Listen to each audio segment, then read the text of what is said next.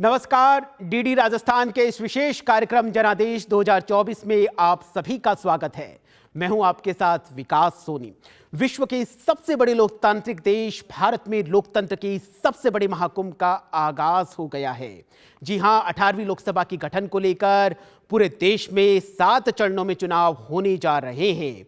राजस्थान में भी लोकसभा की 25 सीटों पर क्या कुछ जनता के मुद्दे हैं, क्या कुछ समस्याएं हैं और क्या कुछ लोकसभा राजस्थान की जो ये 25 लोकसभा की सीटें हैं, यहां पर क्या कुछ चुनावी समीकरण हैं, इसी को लेकर जनादेश 2024 के आज के इस कार्यक्रम में हम बात करने जा रहे हैं उस क्षेत्र की जिसे शेखावटी का हृदय स्थल कहा जाता है, जिसे शेखावटी का प्रवेश स्थल कहा जाता है, जिसने देश को राष्ट्रपति, उपराष्ट्रपति, लोकसभा अध्यक्ष, उप प्रधानमंत्री और कई केंद्रीय मंत्री दिए हैं। तो आज हम बात करने जा रहे हैं शेखावटी के हृदय स्थल सीकर की। सीकर में कितने विधानसभा क्षेत्र हैं, आइए उनके बारे में हम चर्चा कर लेते हैं। सीकर की अगर बात करी जाए तो सीकर में 8 विधानसभा क्षेत्र हैं, आप स्क्रीन पर देख रहे हैं।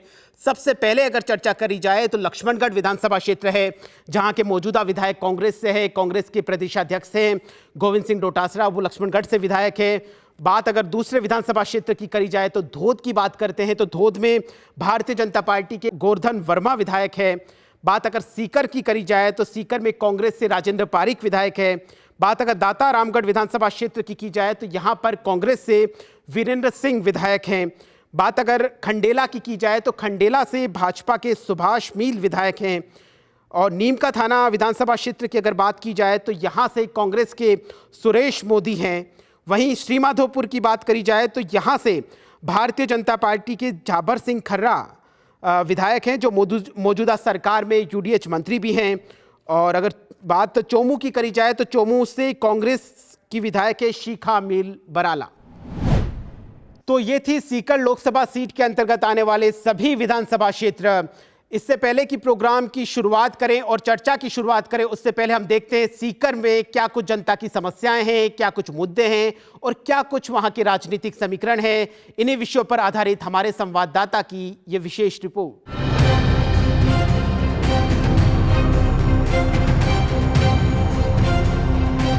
शेखावटी का प्रवेश द्वार या यूं कहें इस क्षेत्र का हृदय स्थल सीकर में इन दिनों लोकसभा चुनाव का रंग चढ़ चुका है।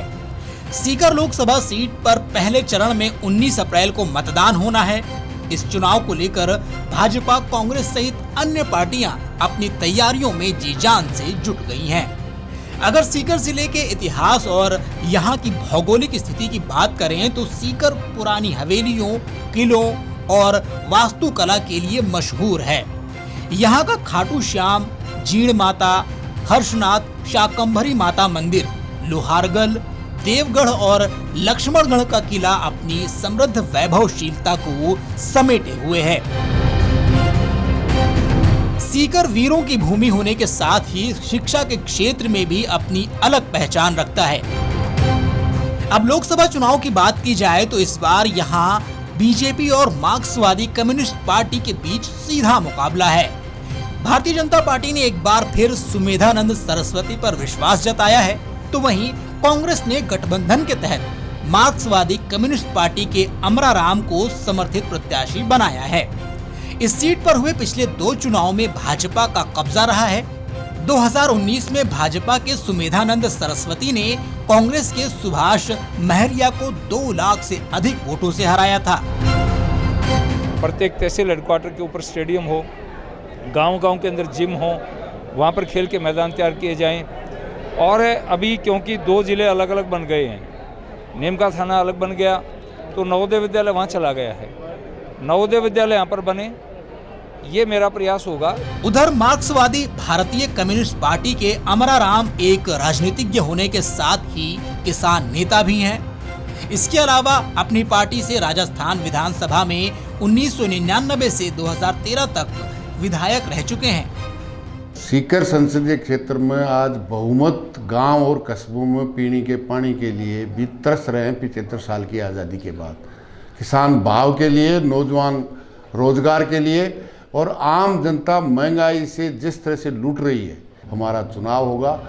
इस सीट पर 1952 से लेकर अब तक हुए लोकसभा चुनाव पर नजर डालें तो यहाँ कांग्रेस ने 7 बार और भाजपा ने 5 बार जीत दर्ज की है। इसके अलावा 5 बार निर्दलीय और अन्य दलों का भी कब्जा रहा है। सीकर लोकसभा क्षेत्र में 8 विधानसभा आती हैं। इनमें लक्ष्मणगढ़, धोद, सीकर, दातारामगढ़, खंडेला, नीम का थाना, श्री माधोपुर और चोमू विधानसभा शामिल है। इस लोकसभा सीट पर मतदाताओं की बात की जाए तो यहाँ कुल 22,10,662 मतदाता हैं। इनमें 11,53,469 पुरुष, 10,57,160 महिला और 13 थर्ड जेंडर मतदाता हैं। पिछले लोकसभा चुनाव में करीब 65.18% मतदान हुआ था। इस बार ज्यादा से ज्यादा मतदान के लिए निर्वाचन विभाग की ओर से स्वीप कार्यक्रम के तहत मतदाताओं को जागरूक करने के लिए विशेष प्रयास किए जा रहे हैं। जिला निर्वाचन अधिकारी कमर उल जमान चौधरी ने बताया कि सीकर लोकसभा क्षेत्र में 2080 मतदान केंद्र बनाए गए हैं। इनमें 415 संवेदनशील मतदान केंद्र हैं, जहां शांतिपूर्ण और भयमुक्त वातावरण में मतदान करने के लिए खास इंतजाम किए जा रहे हैं। ज़्यादा से ज़्यादा वोटर्स को हम मोटिवेट कर सकें और उनको वोट डालने के लिए कन्विंस कर सकें, उनको जागरूक कर सकें। उसके लिए कई सारी स्वीप गतिविधियां हम टेकअप कर रहे हैं, लोगों को जागरूक कर रहे हैं और प्रयास रहेगा कि ज़्यादा से ज़्यादा परसेंटेज में लोग वोट करें। अब इस चुनाव में मुद्दों पर नजर डालें तो यहाँ ज्यादातर इलाके डार्क जोन में होने के कारण पीने की पानी की समस्या मुख्य मुद्दा है। इसके अलावा यमुना का पर्याप्त पानी और प्याज उत्पादक किसानों के लिए बड़ी राहत देने की मांग की जा रही है। इसके साथ ही नवलगढ़ पुलिया को 4 लेन करने, महिला सुरक्षा, तारपुरा हवाई पट्टी को डोमेस्टिक एयरपोर्ट के रूप में विकसित करने और एम्स की सुविधा उपलब्ध कराने की मांग भी चुनावी मुद्दा बनी हुई है। सीकर जिले के अंदर पानी की समस्या है, उसकी पूर्ति की जाए। कई सालों से समस्या चल रही है। 4 लाइन पुलिया की बात हो गई। नवलगढ़ पुलिया जो पानी भराव की समस्या है, सबसे पहले उसका समाधान होना चाहिए। एक तो एम्स बने और एक IIT की संस्था खुले, ये सबसे बड़ा युवाओं की मांग है और ये सबसे बड़ा मुद्दा रहने वाला है। सीकर में अगर एयरपोर्ट बन जाता है तो इसके नए नए विकास के रास्ते खुलेंगे, लोगों को रोजगार मिलेगा। नहरी पानी जो पेयजल के लिए उपलब्ध हो गया है, उसी प्रकार से नहरी पानी जो है वो सिंचाई के लिए भी उपलब्ध होने से किसानों को भी राहत मिलेगी। हम बात करें प्रत्याशियों की तो सीकर की भाजपा प्रत्याशी की तरफ से सांसद सुमेधानंद सरस्वती को तीसरी बार उम्मीदवार घोषित किया गया है, तो वहीं कांग्रेस ने माकपा के साथ गठबंधन के साथ में अमराराम को इस बार चुनावी मैदान में उतारा गया है। सीकर की जनता कुछ ही दिनों बाद तय करेगी सीकर का सांसद कौन बनेगा। कैमरामैन लोकेश के साथ सुनील पारमल, DD न्यूज़ सीकर। तो सीकर लोकसभा क्षेत्र की क्या कुछ मुद्दे हैं, क्या कुछ समस्याएं हैं और क्या कुछ राजनीतिक समीकरण है, वो आपने इस रिपोर्ट में देखा।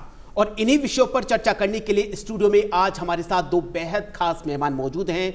उनसे मैं जल्दी से आपका परिचय करवा देता हूं। आप हैं मिथिलेश जैमिनी जी, आप राजनीतिक विश्लेषक हैं। सर, आपका इस प्रोग्राम में बहुत बहुत स्वागत है।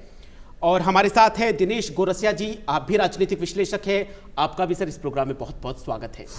चलिए चर्चा को शुरू करते हैं और राजनीतिक समीकरणों के साथ इस चर्चा की शुरुआत करते हैं कि क्या सुमेधानंद सरस्वती जो हैं वो इस बार जो भारतीय जनता पार्टी के प्रत्याशी के तौर पर चुनाव लड़ रहे हैं तीसरी बार, क्या वो अपनी हैट्रिक लगा पाएंगे या फिर कांग्रेस और माकपा ने जो गठबंधन किया है वो सुमेधानंद सरस्वती पर भारी पड़ेगा।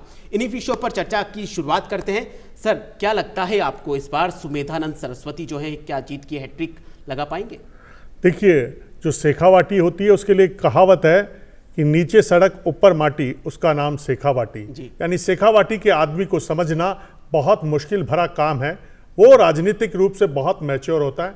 और जो इम्पॉर्टेंट चीज़ है कि कांग्रेस ने 8 में से 5 विधायक कांग्रेस के हैं, उसके बावजूद ये सीट गठबंधन में दी है।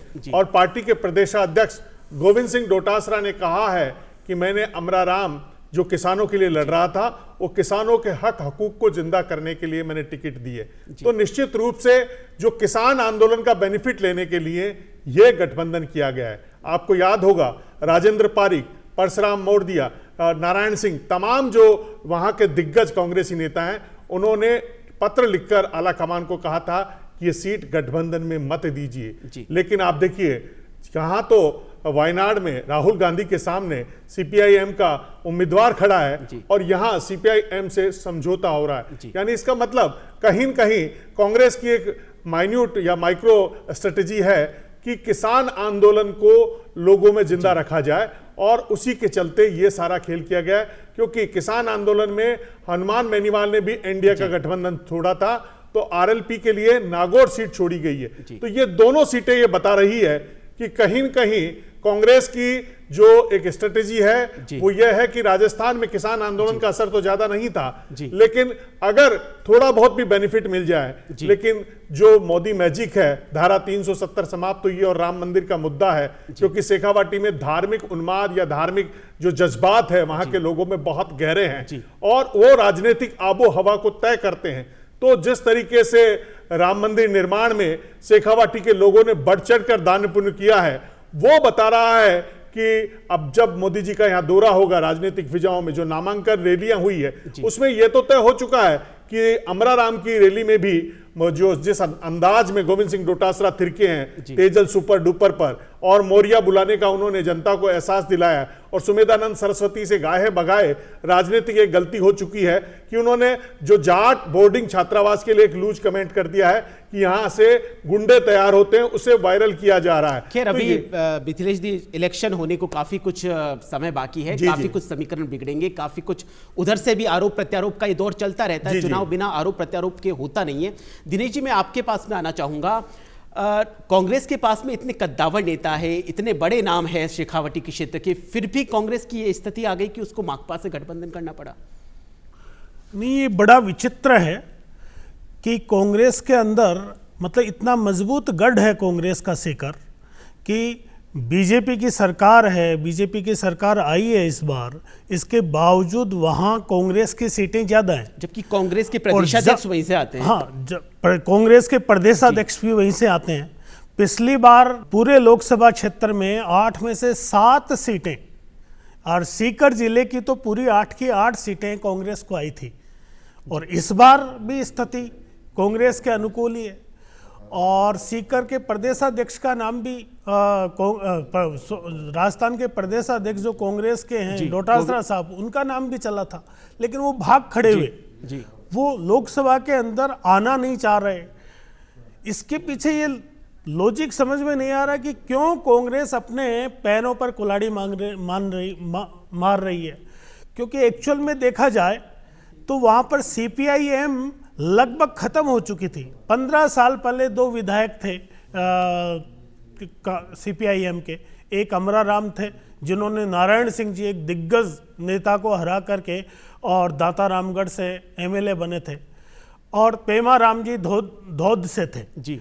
उसके बाद सीपीआईएम तरस रही है कि उनका कोई एक एमएलए जीत जाए। 2019 में जो लोकसभा चुनाव हुए थे उसमें भी सीपीआईएम ने उम्मीदवारी जताई थी अमरा राम, उसमें भी केवल 31,000 वोट मिले थे अमरा राम जी को, और अभी विधानसभा चुनाव हुआ है, इसमें 10% वोट भी दाता रामगढ़ से अमरा राम जी को नहीं मिले जी। मतलब बहुत बुरी स्थिति, जबकि दाता रामगढ़ और धौद के विधायक रह चुके हैं। हाँ, विधायक रह चुके हैं वहां से, वो भी एक दिग्गज राजनेता को हरा करके विधायक बने थे जी। अब वो स्थिति इतनी कमजोर हो गई है कि सीपीआईएम अंतिम सांस ले रही थी। ऐसी स्थिति के अंदर कांग्रेस ने अपने गढ़ में उनको लोकसभा का प्रत्याशी बनाकर अमरा राम जी को, सीपीआईएम को तो उन्होंने एक तरह से जिंदा करने का प्रयास किया है, और उधर से उसका नतीजा ये रहने वाला है कि कांग्रेस खत्म हो जाएगी जी। वहां से इंडी गठबंधन का ये प्रत्याशी जीते या नहीं जीते वो तो बाद का विषय है, लेकिन पहला विषय है कि अगले विधानसभा चुनाव के अंदर ही ये सीधा सा मांग करेंगे 4 विधानसभा सीटें दीजिए, नहीं देंगे तो हम सब जगह लड़ेंगे, देखिए हमारे इतने वोट आए हैं जी। और ये कांग्रेस का बहुत गलत कदम साबित होगा कांग्रेस के लिए, जिस हिसाब से इन्होंने कई जगह गठबंधन करके और अपने को ख़त्म कर लिया है। गुजरात में आप ने इसको कांग्रेस को पछाड़ दिया है। खैर गलत कदम है या सही कदम है ये तो वक्त तय करेगा। फिलहाल उन्होंने राजस्थान में अमराराम के साथ में गठबंधन करके ये दिखा दिया है कि जो इंडी अलायंस है वो राजस्थान में भी सक्रिय है। सर मिथिलेश जी, मैं आपके पास में आना चाहूँगा। सीकर की ही बात चल रही है। सीकर पूरा जाट बाहुल्य इलाका है और दोनों तरफ जो कैंडिडेट है वो भी जाट है।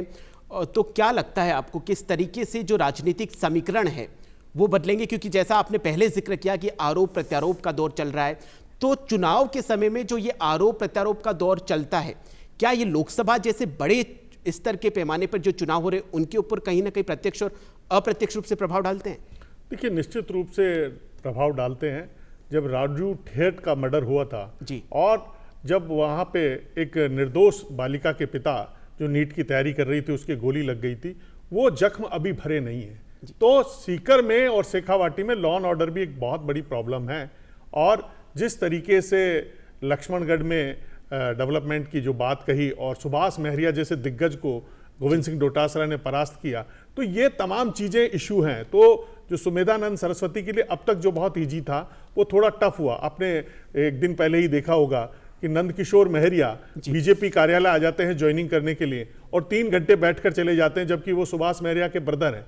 उसका रीजन ये है कि फतेहपुर में जब श्रवण चौधरी जो सीएलसी वाले हैं वो चुनाव लड़ते हैं तो उनके खिलाफ नंदकिशोर महरिया ताल ठोक देते हैं और वो सीट भाजपा के हाथ से निकल जाती है।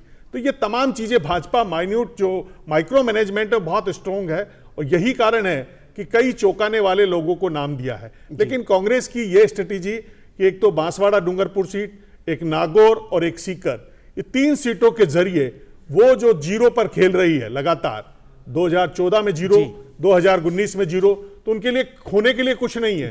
कांग्रेस के पास पाने के लिए ही है। तो वो जीरो पर जो बैटिंग करता है वो कई बार आउट ऑफ टर्म जाकर शॉट मार जाता है। तो ये जो 3 प्रयोग किए जा रहे हैं बांसवाड़ा डूंगरपुर में भी, आप देखिए कांग्रेस में तो टिकट रिटर्न हो रहे हैं। सुदर्शन रावत ने कह दिया कि मेरा नाम गलती से बढ़ा दिया, सुनील शर्मा ने टिकट लौटा दिया। और आप देखिए भीलवाड़ा में दामोदर गुजर जो जयपुर के, उनको टिकट दे दिया, वो टिकट रिटर्न हो रहा है। ये तमाम विपरीत परिस्थितियों में कहीं न कहीं कांग्रेस को संजीवनी देने के लिए अमराराम काम कर रहे हैं जी। और अगर निश्चित रूप से कांग्रेसी नेता दिल से जुड़ जाते हैं तो राहुल कसवा भी उनके पड़ोस में ही हैं और राहुल कसवा ने भी अभी भाजपा का दामन छोड़कर कांग्रेस की साथ अंगड़ाई ली है। और जिस तरीके से नामांकन रैली में मोदी जी पे हमला किए बिना उन्होंने अपने अंदाज में एक तरीके से, ये आने वाले वक्त में तय होगा कौन जीतता है कौन हारता है। फिलहाल बात सीकर की चल रही है। तो दिनेश जी, 1989 का जो दौर था उसमें भारतीय जनता पार्टी ने भी, जो कांग्रेस ने अभी प्रयोग किया है वैसा ही प्रयोग भारतीय जनता पार्टी ने किया और उन्होंने भी माकपा से गठबंधन किया और सीट, वो सीकर जो लोकसभा क्षेत्र की जो सीट थी वो जीती। तो क्या आपको लगता है कि इस बार भी समीकरण ऐसे देखने को मिल सकते हैं? नहीं, मुझे लगता नहीं है कि उसका कोई कांग्रेस को लाभ इस बार होने वाला है। कारण क्या है कि जो पार्टी लगभग खत्म हो चुकी थी, उसका केडर खत्म हो चुका था जी। इस स्थिति के अंदर कांग्रेस उसको ताकत देने का काम कर रही है। कांग्रेस का जो कार्यकर्ता है, कांग्रेस के जो नेता है, किसी प्रकार से जुड़ाव महसूस नहीं कर रहे हैं। वो आपसी कलह से जूझ रहे हैं, वो आपसी कलह से जूझ रहे हैं। और दूसरा, विधानसभा में भी उनके पास में 70 सीटें आई तो उनका मनोबल वैसे भी काफी निचले स्तर पर। फिर ये जो चुनाव है मोदी जी के इर्द गिर्द ही घूमने वाला है। एक मतदाता होगा जो मोदी जी के पक्ष में जाएगा, एक मतदाता होगा जो मोदी जी के विपक्ष में जाएगा जी। मोदी जी को प्रधानमंत्री बनाने का और मोदी जी को रोकने का चुनाव सीकर के अंदर होगा जी। दिनेश, इसके अंदर प्रत्याशी बहुत कुछ महत्व नहीं रखते हैं, लेकिन ये कुछ यदि महत्वपूर्ण इश्यूज इसके अंदर जो घूमते नजर आ रहे हैं जी। तो अभी एक कार्यक्रम में नजर आया कि इंडी गठबंधन के लोगों ने ये मनाने का प्रयास किया कि भाई सुमेधानंद जी बाहर के प्रत्याशी हैं, हरियाणा से आए हैं, लेकिन वो इश्यू इसलिए नहीं बन पा रहा कि वो 2 बार वहां से सांसद रह चुके। खैर ये आरोप उनका आश्रम है वहां पर जी। इसी प्रकार बीजेपी के द्वारा भी ये कुछ चीजें सामने आई कि वो कह रहे हैं कि भाई हमारी जो विचारधारा है भारत की जमीन से उठी हुई विचारधारा है और जो अमराराम जी विचारधारा लेके आए हैं वो माओ से तुंग की विचारधारा जी। दिनेश जी, फिलहाल आपने जिक्र किया कि लोकसभा का जो चुनाव है वो लोकसभा जो राष्ट्रीय स्तर के मुद्दों पर लड़ा जाता है, लेकिन सीकर की जनता से जब हमारे संवाददाता ने बात की तो वहां पे कई ऐसे मुद्दे हैं जो निकल कर आए। सबसे बड़ी जो समस्या है वो पीने के पानी की है। बिन पानी सब सुन मिथिलेश जी, आज भी पानी की समस्या वहां चल रही है। नहरी तंत्र है जो सुदृढ़ नहीं है। हालांकि यमुना जल समझौता जरूर हुआ है अभी।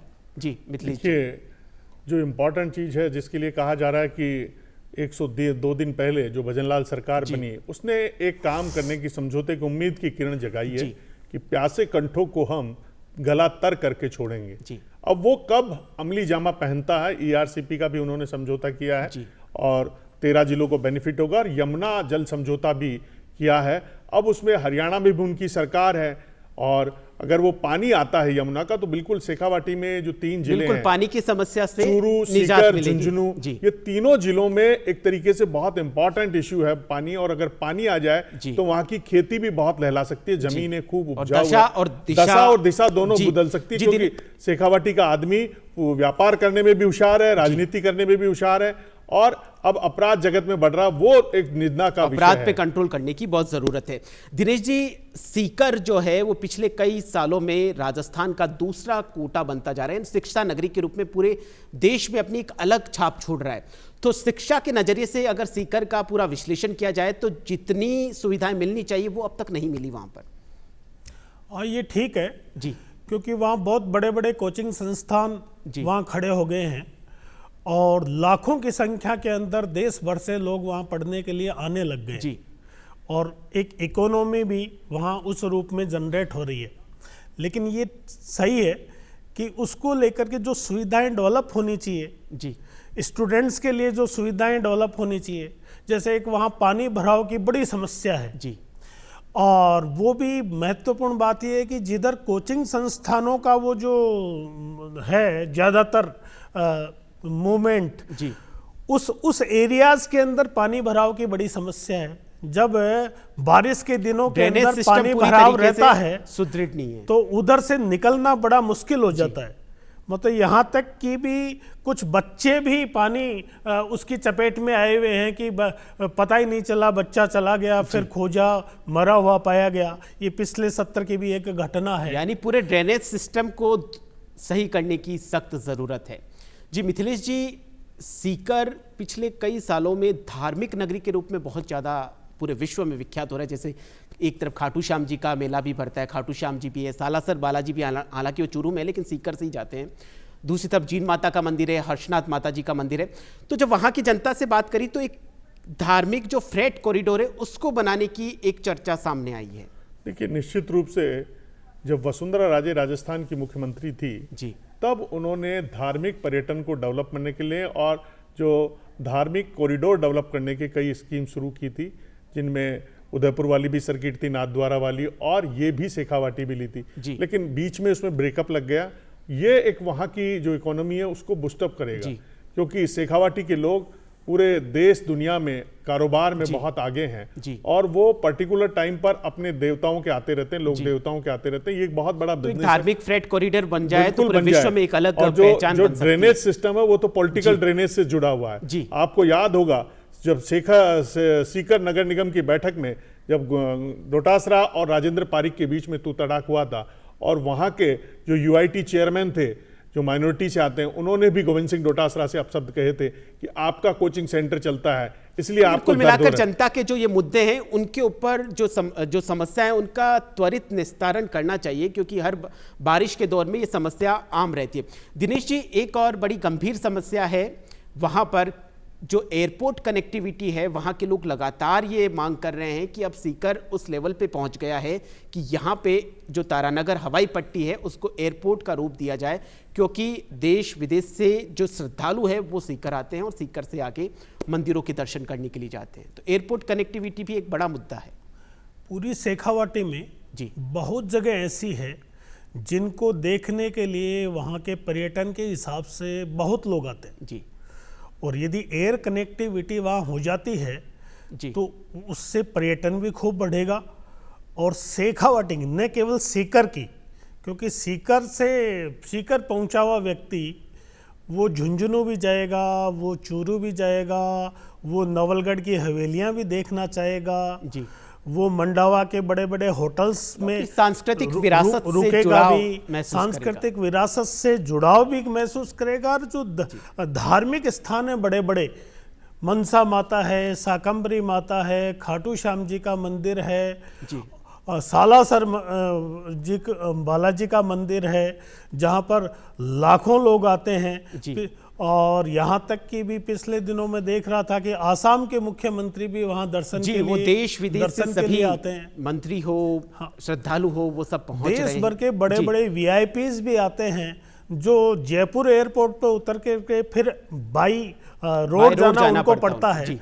तो वो सीकर यदि उतरेंगे तो उनके लिए बहुत ज़्यादा सुविधा हो जाएगी। बहुत कम समय में वो इन स्थानों का भ्रमण करके, धार्मिक स्थानों का दर्शन करके कम समय में वापस लौट पाएंगे। इसलिए मैं आपके पास में आना चाहूँगा। विश्व की सबसे बेशकीमती धातु कह सकते हैं, पूरे विश्व की नज़र है यूरेनियम पर, और खंडेला जो सीकर में है, खंडेला, वहाँ पर यूरेनियम के भंडार मिले हैं और अभी तक उसकी प्रोसेसिंग स्टार्ट नहीं हुई है। देखिए, इंडिया में जो माइनिंग पॉलिसी है वो बहुत ज़्यादा टिपिकल है। हमने पिछली सरकार में भी देखा अवैध खनन का मुद्दा किस तरीके से बना, किस तरीके से एक संत को आत्मदाह करना पड़ा। तो ये जो माइनिंग वाला जो सेक्टर है, इसके लिए पूरे देश में बहुत स्ट्रांग पॉलिसी की दरकार है। केवल वहीं नहीं, करौली में भी सोने के भंडार मिले हैं, डूंगरपुर बांसवाड़ा में भी मिले हैं। तो एक्चुअली हो क्या रहा है, जिस तरीके से भीलवाड़ा में जिंदल की कंपनी के जो गलत अवैध खनन से मकानों में दरार आती है, तो माइनिंग तो आप करा दीजिए, लेकिन माइनिंग के लिए एक बेस्ट पॉलिसी बनाने की पूरे देश की दरकार है। जब जाके आप अगर यूरेनियम के भंडार मिले तो पूरी दुनिया को शेखावाटी ऊर्जा देने का भंडार बन जाएगा। लेकिन जो सबसे अहम बात है कि यहाँ से दुबई बहुत लोग जाते हैं, जिसमें माइनॉरिटी के लोग बहुत है, फतेहपुर के लिए लोग। तो अगर एयरपोर्ट बनता है तो वो जो इंटरनेशनल कनेक्टिविटी वो है। और दूसरा, जो खाटू श्याम जी में कोलकाता से रोज गुलाब के फूल आते हैं वहां और वो फूल चढ़ते हैं, उसके लिए एक बड़ा वे मिल जाएगा। तो ये दोनों चीजें इंपॉर्टेंट है। माइनिंग के लिए तो पूरी बेसिक पॉलिसी बनाने की दरकार है, क्योंकि माइनिंग मिलते ही जो हमारे यहाँ करप्शन का इश्यू है, वो जो एक खनन माफिया है, काफी समस्या है। और शेखावाटी में और भी है खनन के कई मामले हमने देखे हैं। प्रत्यक्ष और अप्रत्यक्ष रूप से जितनी भी समस्या है, उनका कहीं ना कहीं समाधान होगा। प्रोग्राम के अंतिम चरण में हम पहुंच चुके हैं और हम आप दोनों से गुजारिश करते हैं कि हमारे जो दर्शक है, उनको लोकतंत्र के इस महापर्व पर आप क्या कुछ अपील करना चाहेंगे? देखिए, ये देश के एक नीति निर्धारण के में आपकी अहम भागीदारी है।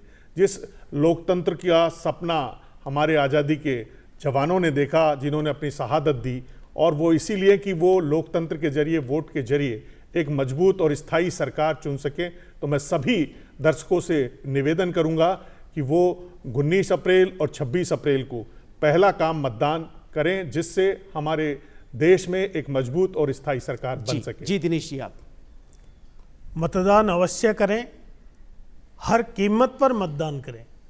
कोई भी बहाना, कोई भी कारण मतदान के आड़े नहीं आना चाहिए, क्योंकि मतदान लोकतंत्र को मजबूत करता है। और लोकतंत्र आप हमको स्वतंत्र आबो हवा प्रदान करता है, इसलिए मतदान अवश्य करें।